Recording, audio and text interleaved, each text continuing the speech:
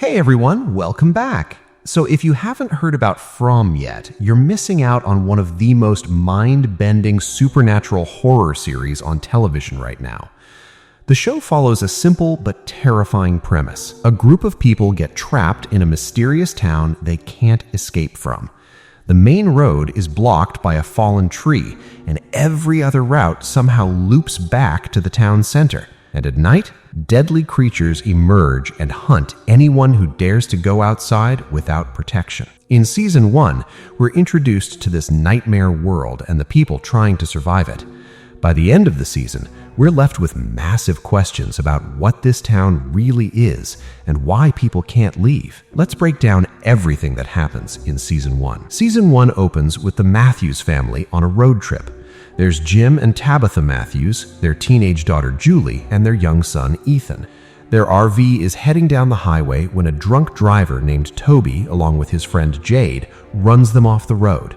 The Matthews family crashes. A man named Boyd Stevens, the sheriff of the town, arrives with a rescue group. Boyd finds young Ethan severely injured and having seizures.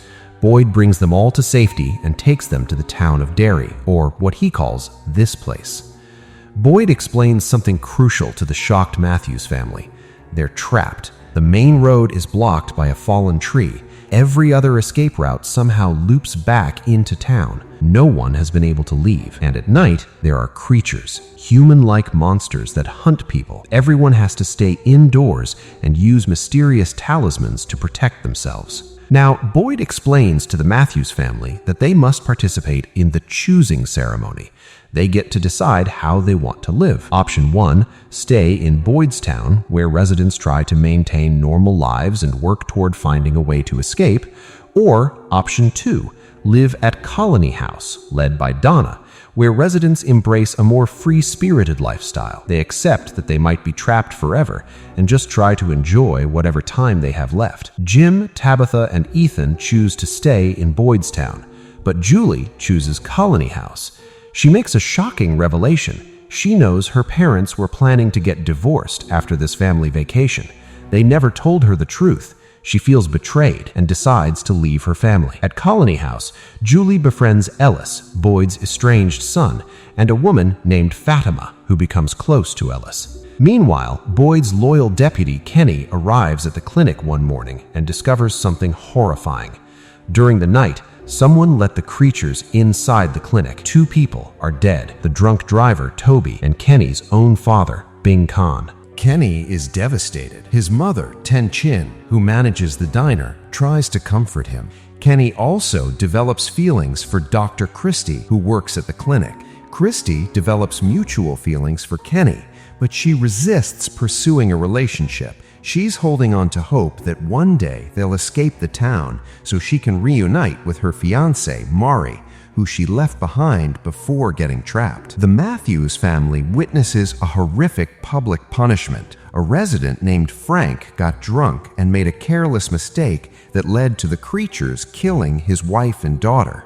As punishment, Frank is locked inside a box at night with no talisman to protect him. The creatures prey on him all night. This is how the town enforces its rules, through brutal, lethal punishment. Jade, the drunk driver who caused the Matthews family's crash, is a wealthy software developer. He moves in with Kenny and his mother, Ten Chin. Jade struggles to believe that the supernatural events in the town are real, but he does confess to Kenny that he saw a screaming man crushed by a boulder in the nearby root cellar. Kenny dismisses this as hallucinations. While living with them, Jade's constant cheerfulness and peppiness annoy both Kenny and Ten Chin, but eventually Jade wins them over by helping Ten Chin grieve her husband's death. Young Ethan befriends a strange resident named Victor, who's been stuck in the town since he was a young boy. Victor is older now, but he's been here for decades. The pair bond over something eerie. They both have visions of a boy dressed all in white. Victor explains that the first time he saw the boy in white was the last time the town had 2 different groups of people arrive on the same day. Then Victor shows Ethan something remarkable: a faraway tree in the surrounding forest.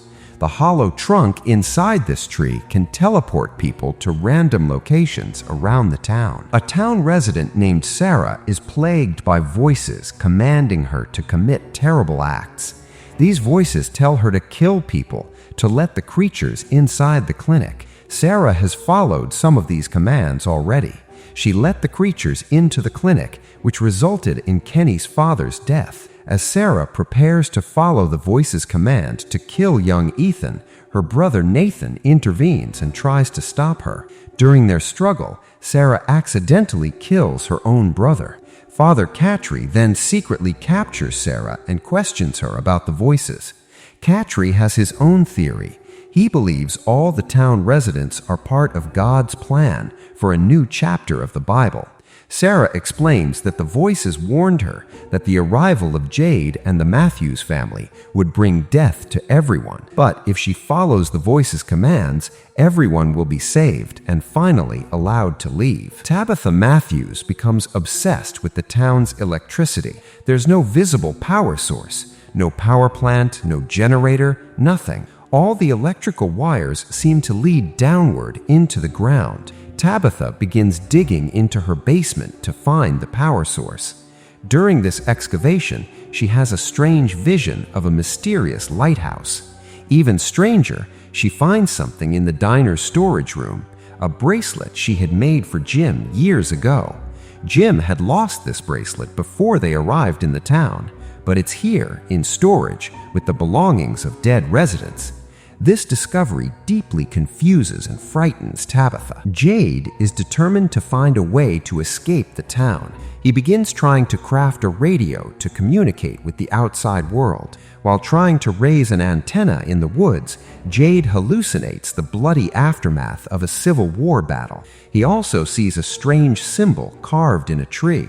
Ten Chen shows Jade a notebook from the storage room that contains drawings of this same symbol and a photograph of Victor as a young boy with an older man. Jim joins Jade's mission to build a working radio. They oversee the construction of a radio tower to boost the signal above the tree line, but this construction will deplete the town's dwindling resources. As Jim builds the tower and helps Tabitha dig her hole, the pair confront their fractured marriage. Their relationship has been broken since the death of their infant son, Thomas, years ago. But as they work together in the town, they begin to reconcile. They start healing from their past trauma. At Colony House, there's a party celebrating Fatima's anniversary of arriving in the town. A resident named Kevin is tricked by a creature that has taken the form of a woman named Jasmine, a creature crush he developed. She convinces him to let her inside the protected building. Jasmine kills Kevin and lets the other creatures flood inside. The massacre that follows is brutal and devastating. Creatures slaughter the residents of Colony House. Amid the chaos, Victor helps Julie escape into the woods. He gives her a stack of his drawings and helps her enter a faraway tree, which transports her to the safety of the root cellar. Donna leads a group of residents toward a van to race into the main town for safety. As Boyd and Father Catry help ferry Colony House residents to safety, Catry is mortally wounded by one of the creatures. As he dies, he's confused about what his purpose in the town was supposed to be. All his faith and all his work, and he's still dying here. In the aftermath of the massacre, Jasmine and Fatima get engaged. They decide to get married despite all the horror surrounding them. Julie, traumatized by her experience, moves back to town to live with her family again. Ethan becomes obsessed with the drawings that Victor gave Julie. He believes these drawings are prophetic, that they show future events. He becomes determined to understand their meaning. With fear and desperation growing throughout the town, Boyd decides to venture into the dangerous, uncharted forest. He hopes to find answers, or maybe even a way out. Boyd looks to Kenny as a surrogate son and successor as the town's leader. He entrusts Kenny to protect the residents while he's gone. Boyd also confesses something crucial to Kenny. He has early onset Parkinson's disease. His health is declining. Fatima encourages Ellis to reconcile with his father before Boyd leaves. Boyd tells Ellis that he's proud of him and that he loves him. This emotional moment repairs some of the damage from the past. Inspired by Father Khattri's faith, Boyd decides to take Sarah with him on their journey. He believes Sarah can use the voices she hears to guide them through the forest. On their journey, Boyd and Sarah stumble across a tree adorned with glass bottles hanging from its branches. As Boyd investigates the bottles, Sarah has a seizure. That night, while tending to Sarah in their tent, Boyd reads a message from one of the bottles. It simply reads 1864. Sarah hears the voices again, warning that there are more dangerous things in the forest than the creatures. The voices call Boyd by a nickname that his dead wife Abby used to use. An unseen force suddenly attacks their tent and drags it through the forest. Boyd and Sarah have no idea where they are or how to get back to town. Back in town, Jim's group successfully erects the radio tower as a massive storm approaches. Jim manages to make contact with someone on the radio. Shockingly, this person calls Jim by his name and warns him Tabitha should stop digging her hole. Jim realizes someone outside the town knows what's happening inside. Someone is watching them. Jim races to warn Tabitha. As the storm rages, Tabitha finally breaks through the depths of her basement. She falls into a cave below. There, she's confronted by Victor, who has been waiting for her. Victor warns Tabitha that the creatures sleep in these caves. They need to flee to safety immediately. Boyd and Sarah, caught in the storm, stumble across the lighthouse from Tabitha's vision. They're then confronted by the boy in white, who urges them to climb through a nearby faraway tree. Sarah helps Boyd through the tree, but when Boyd emerges on the other side, he finds himself helplessly stuck at the bottom of a well. Season 1 ends with Boyd trapped, unable to climb out, as the camera pulls away. Season 2 opens immediately after Season 1's cliffhanger. Jim is racing home to warn Tabitha to stop digging in her basement, but when he arrives at his house, he finds nothing but rubble. The entire basement has collapsed. Jim immediately starts digging frantically, trying to reach his wife. He's desperately moving rocks and debris, calling out for Tabitha, but as he digs, the entire house collapses around him. The structure crumbles. Jim barely escapes, but Tabitha is still unaccounted for. Meanwhile, Tabitha is being led by Victor through creature-infested tunnels beneath the town. As they escape, Tabitha is plagued by visions of mysterious, ghoulish children. These children are horrifying, twisted, wrong, disturbing. When they finally reach the tunnel's exit and emerge into the forest, Victor realizes nightfall is approaching. They need shelter immediately. Victor leads Tabitha to a truck, a personal hideaway that Victor has been using as a refuge for years.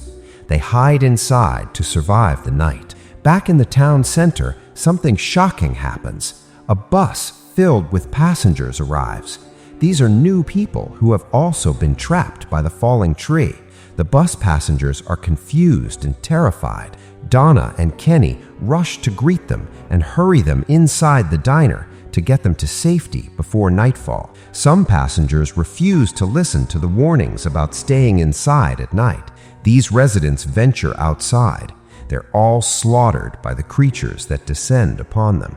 Those who stay inside survive. While helping tend to the scared bus passengers, Dr. Christie is shocked to recognize one of the new arrivals, her fiancé, Mariel. Christie had left Mariel years ago to work in this town, not knowing she would be trapped here forever. The two women emotionally reunite. After so long apart, they find each other again in this nightmare. Christie is overjoyed, but also worried about what this means for their future together. In the well, Boyd is rescued by a mysterious elderly stranger named Martin. Martin has been chained to the wall of a dungeon for many years.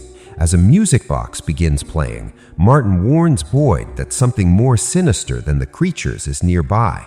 Martin then does something horrifying. He cuts Boyd's arm and forces parasites into the wound before collapsing dead. Boyd grabs a torch and suddenly finds himself transported back to the forest. He follows a stray dog to safety and eventually reaches the truck where Tabitha and Victor are hiding. Boyd is reunited with his wife, but he's now infected with parasites beneath his skin, an infection that will plague him throughout the season.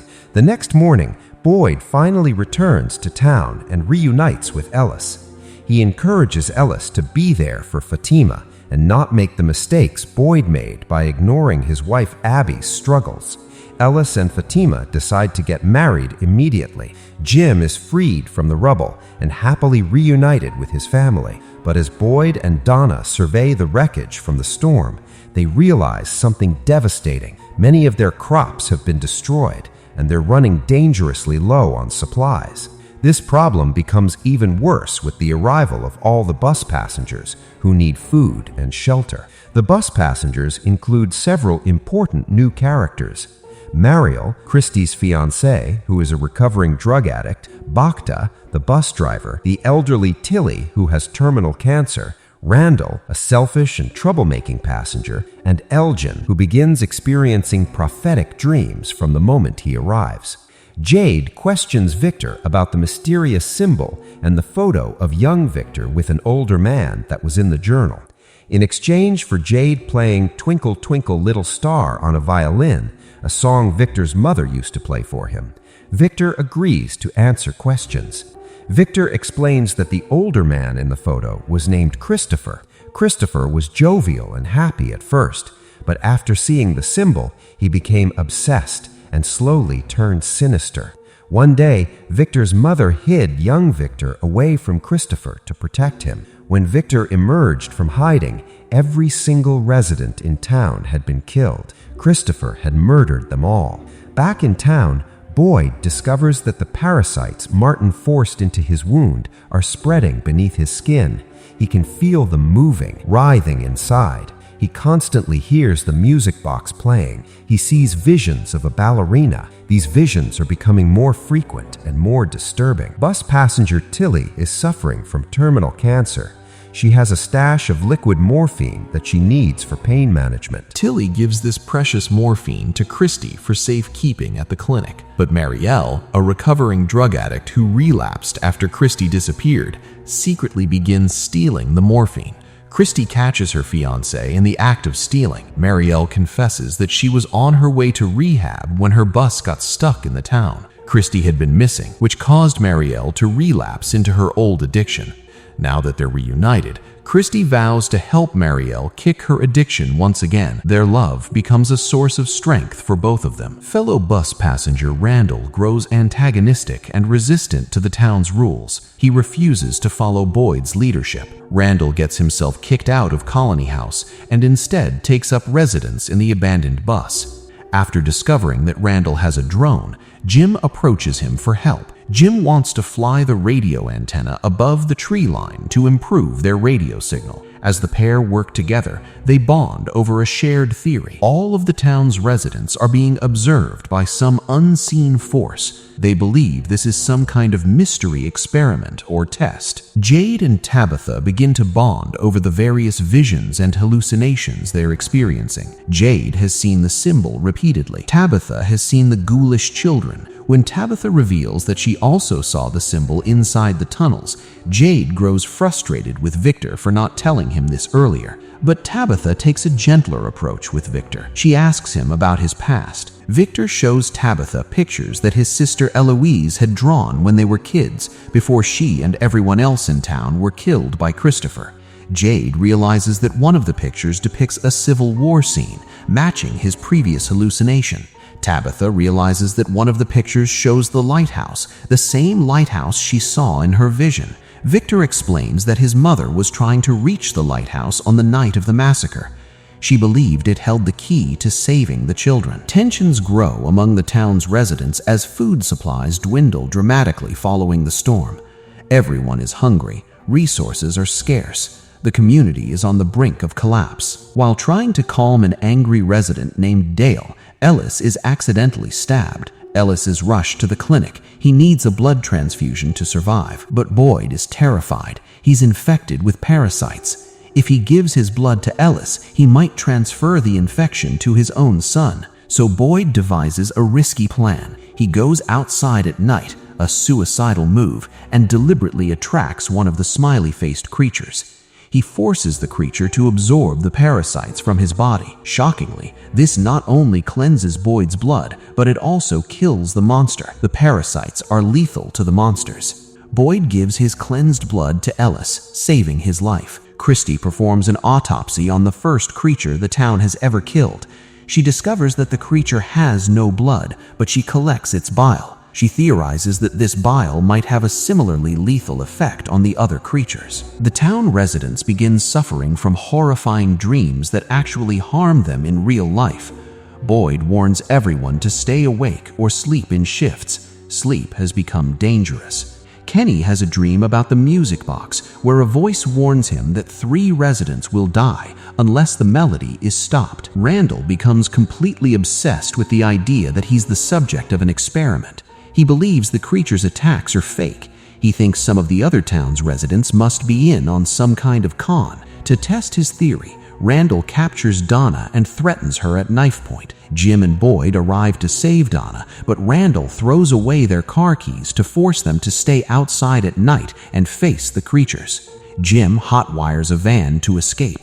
Boyd coats his bullets in creature bile, hoping it will work as a weapon, but unfortunately, the bullets have no effect on the approaching creatures. Boyd, Jim, and Donna flee to safety in the van. Randall heads off alone into the forest, where he's overwhelmed by a swarm of cicadas. He's swarmed and attacked, but mysteriously, he survives the encounter. However, he falls into a coma. Boyd, Jem, and Donna reach Colony House. Separately, Mariel and Julie both have visions of being swarmed by cicadas. Both women fall into comas. The next morning, Randall is found in the forest, unharmed by the creatures, but comatose, like Mariel and Julie. 3 people have fallen into unexplained comas. Fatima discovers that she's pregnant. Given everything happening in the town, she and Ellis decide to get married immediately. They don't know how long either of them will survive. Boyd emotionally watches his son get married, in a brief moment of happiness amidst all the horror.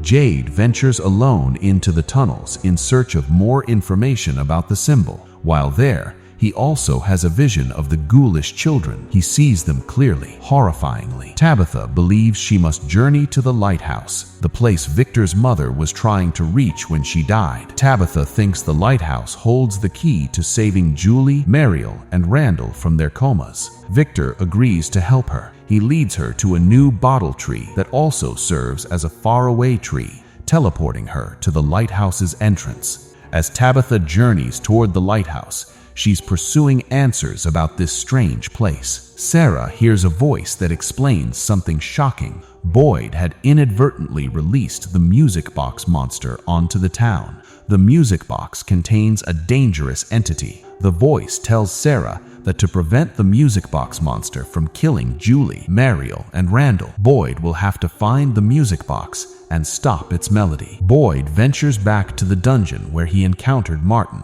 There, he discovers the music box, but he also finds something shocking. Julie, Mariel, and Randall are all chained to the same wall that imprisoned Martin. The music box monster uses visions of Boyd's dead wife, Abby, to try to deter him. It tempts him with memories of his lost love, but Boyd resists the temptation and destroys the music box.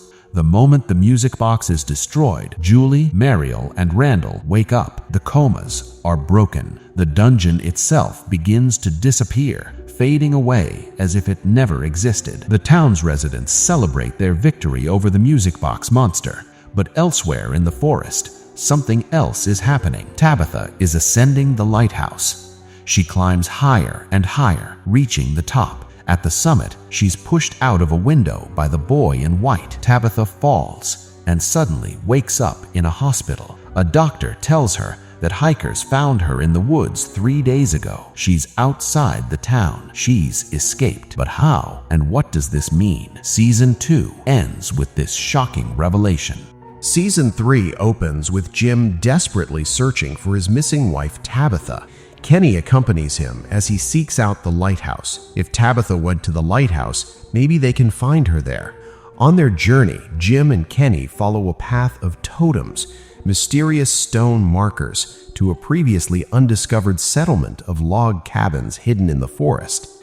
They take shelter at one of these cabins at night, but while there, Jim realizes something crucial. He thinks about his children, Julie and Ethan, back in the town. If he dies out here searching for Tabitha, his children will be left as orphans. He won't be there to protect them. He won't be there to guide them through this nightmare. Jim makes a painful decision. He's going to give up hope of finding Tabitha alive. He's going to return to town to be there for his children. He needs to survive for them. Back in the town, the situation is dire. Although they defeated the music box monster in Season 2, the town is still struggling with a critical lack of food. Their crops have completely rotted. Everything they were depending on is gone. At night, something terrible happens. The creatures release the town's livestock.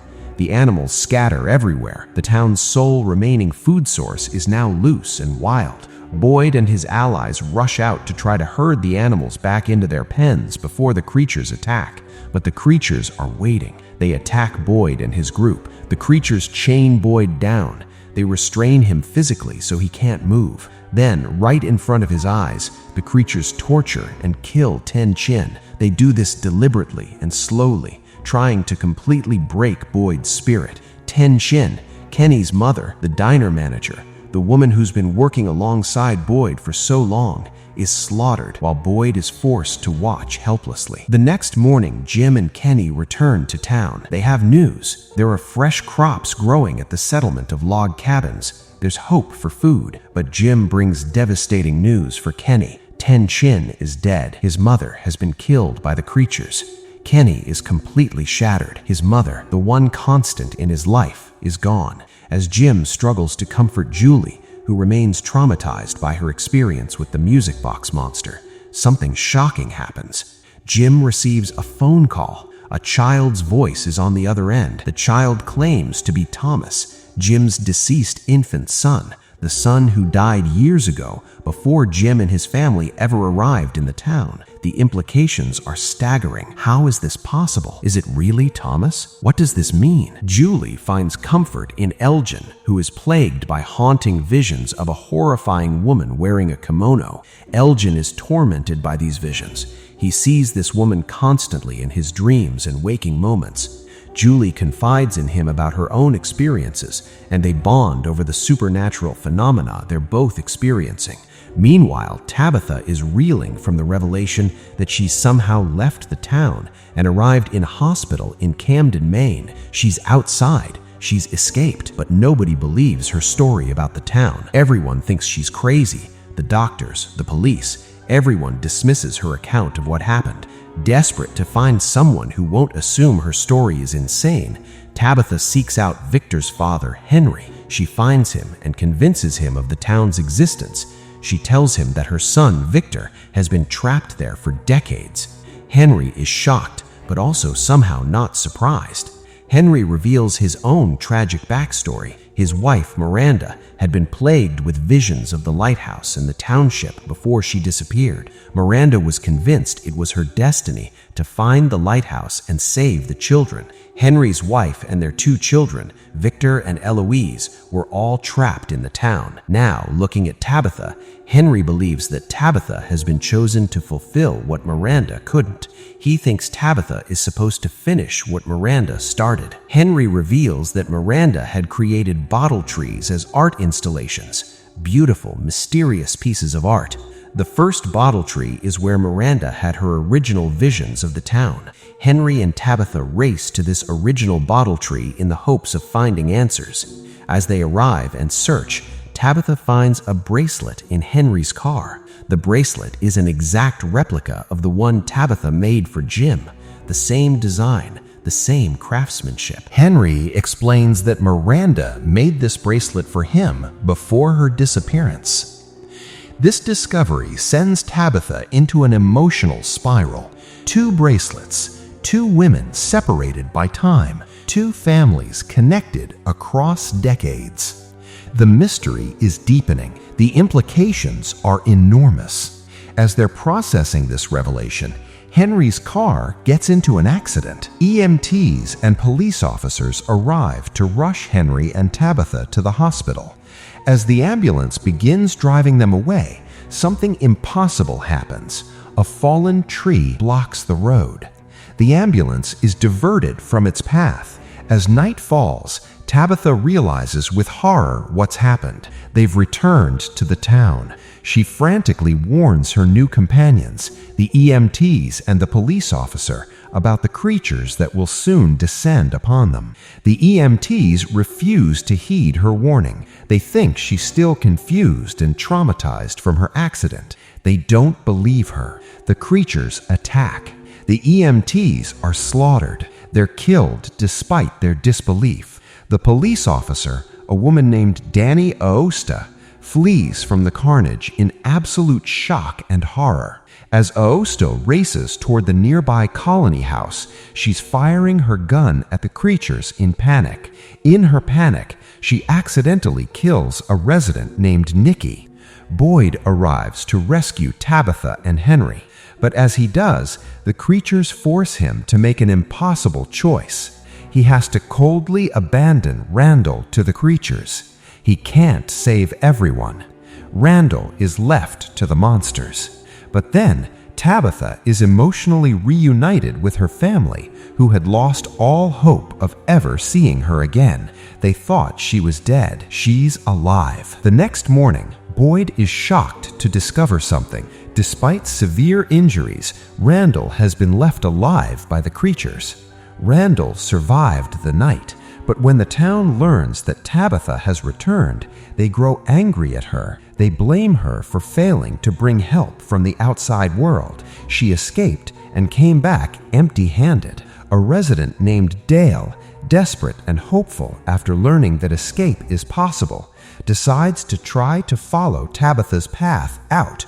Despite Boyd's warnings about the dangers of the faraway trees, Dale enters the bottle faraway tree, but he's teleported inside the concrete walls of an empty pool. He's trapped inside solid walls with no way out. He suffocates to death, sealed inside the pool. Then Henry and Victor are emotionally reunited after decades apart. It's a powerful moment.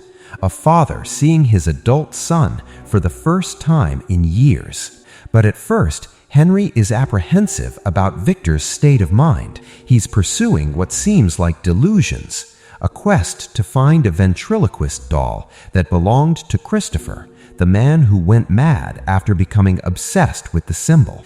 Despite his doubts, Henry accompanies his son on a mission into the tunnels to find this missing doll. Victor believes the doll will reveal crucial answers about the town. But as they search, Victor remembers something crucial. It wasn't the doll that spoke to Christopher. It was the boy in white. The boy in white explained something to Christopher. The ghoulish children were killed by those they trusted most. As these children died, the last of their hope birthed roots. These roots appeared as the symbol, the mysterious symbol that has long haunted Jade. The symbol eventually grew into the original bottle faraway tree.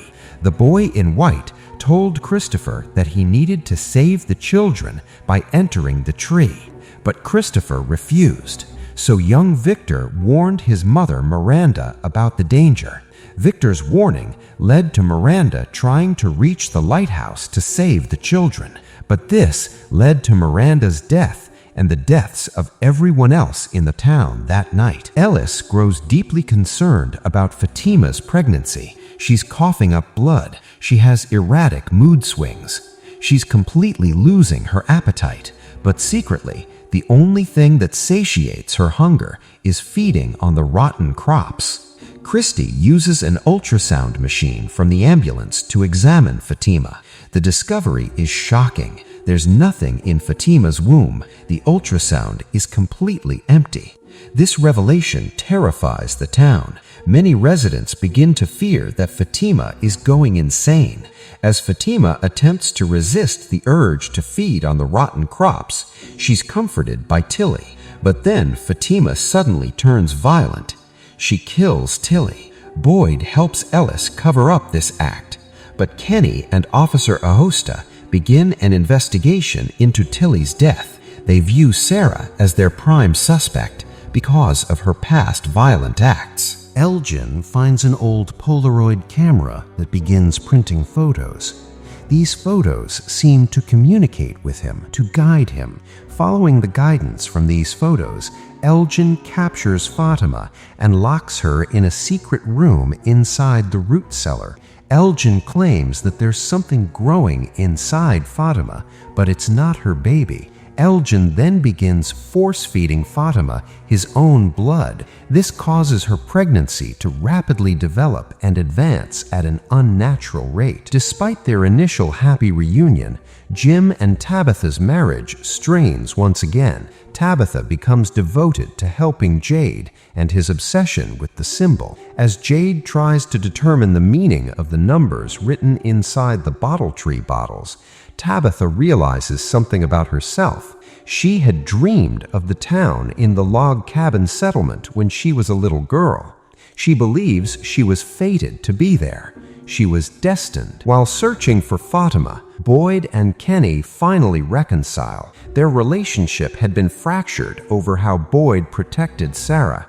But now, facing the town's horrors together and searching for Fatima, they reunite. Kenny reassumes his position as deputy. Tabitha and Julie are led to the root cellar by the ghoulish children. There, they find Victor, who emotionally blames himself for inadvertently leading his mother to her death. As Tabitha comforts him, she has a vision of the night Miranda died, the night of the massacre that killed everyone in the town. Fearing for Tabitha's safety, Jim relents in refusing to help Jade. He now agrees to turn to Jade and his obsessions for answers. Henry then comforts his son Victor, assuring him that he was not responsible for the deaths. Henry tells Victor that he is deeply loved and that it's not his fault. When Ellis realizes that Elgin has hidden Fatima somewhere, Boyd contemplates violently torturing Elgin to get answers about where Fatima is. But Sarah intervenes. Not wanting the sheriff's morals and spirit to be broken by the town, Sarah secretly tortures Elgin herself. Sarah gouges out Elgin's eye. Finally, under extreme torture, Elgin reveals Fatima's location in the hidden room of the root cellar. In the root cellar, the kimono woman helps Fatima give birth, but it's not a normal baby. A strange amniotic sac emerges from Fatima's body. The kimono woman takes this sac and carries it through a hatch in the floor, descending deeper into the earth. Ellis rescues Fatima, who is traumatized and broken. She reveals something crucial that she's learned. The creatures sacrifice their own children to gain immortality. That's the origin of the monsters. The creatures are the evolved demonic forms of children who died as sacrifices centuries ago. Boyd pursues the kimono woman through the hatch and into the underground tunnels beneath the town. There, Boyd watches in absolute shock as the amniotic sac opens. A creature emerges, specifically the smiley-faced creature that Boyd had previously killed using the parasites in Season 2. The creature is reborn. It's alive again. Boyd realizes the horrifying truth. These creatures cannot be permanently killed. They're not finite. They can come back from death. No matter what the town does, they can't defeat these creatures permanently. Jin, Tabitha, and Jade discover something crucial. The numbers written inside the bottle tree bottles correspond to musical notes. Jade plays these notes using Miranda's violin. The melody is haunting and beautiful, but deeply unsettling. When Jade plays this melody, the ghoulish children appear and manifest. but Jim is unable to see them. Only Tabitha can see them clearly. The implication is that different people perceive reality differently in this town. Not everyone sees the same things. As Tabitha listens to the melody and watches the ghoulish children, she has a profound realization. She and Jade are reincarnations. Tabitha is the reincarnation of Miranda. Jade is the reincarnation of Christopher, the man who went mad after seeing the symbol and murdered the entire town. They're trapped in an eternal cycle, destined to repeat the same tragic story over and over again.